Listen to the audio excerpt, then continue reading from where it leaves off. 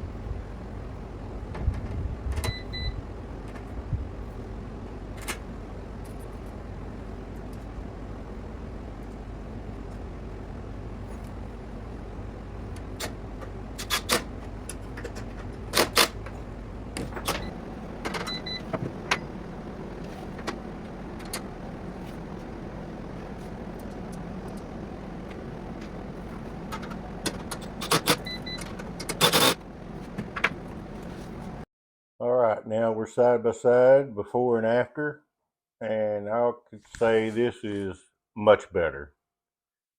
I would say it reduced it probably at least 50%. I'm no mathematician, but that'd be my guess. Show you a little 360 view.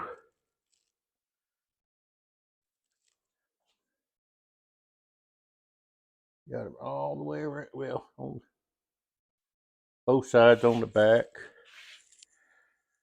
Of course, there's my Festool dust extractor, CT15.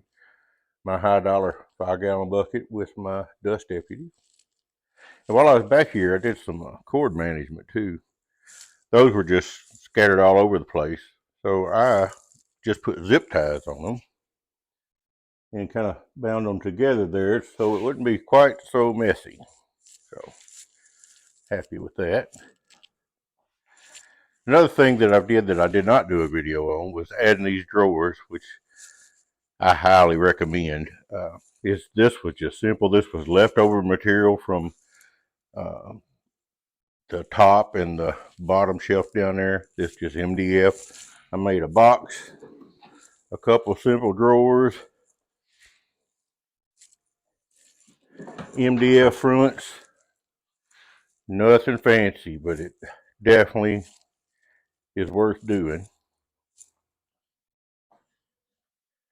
Over here's where I got my cool little tools there.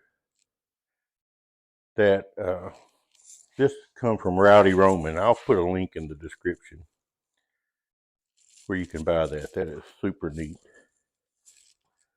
And we're back around to the back side. You can see my coolant under there.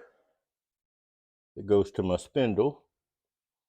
All that is like 2 gallons of water and a gallon of Peak antifreeze / windshield washing stuff. So yeah, so far so good on that. Oh, let me show you something else too that I come up with. This little platform here for my laptop. I was originally thinking I was going to build a separate rolling cart for a laptop, but this is such a better plan. Let me show you how this works. That'll just slide up and under there out of the way. But I have locking hinges on here, and I got to have both hands to demonstrate. So let me put it on the tripod right here. Okay, yeah, if I ever need to fold this down out of the way, it just folds down like that. That's just a 5-inch by 25-inch piece of scrap MDF that I had left over. And yeah, it works fine. Real simple. In order to collapse it down, you just have to pull that little lever up, but you got to do it on both sides at the same time. And it'll just collapse down, and then pull it back up, and it clicks and locks right into place. Super neat. Well, that's it for this video. I hope you learned something and maybe picked up a tip or two that's going to help you. It definitely made the bench a lot sturdier and just a more solid platform for your CNC. It doesn't cost very much. I think I spent about $50 on the metal and the screws and bolts, you know. So it's not that expensive, and it's well worth doing. Thank you for watching, and I hope you'll give me a like and a subscribe if you haven't already. See you next time.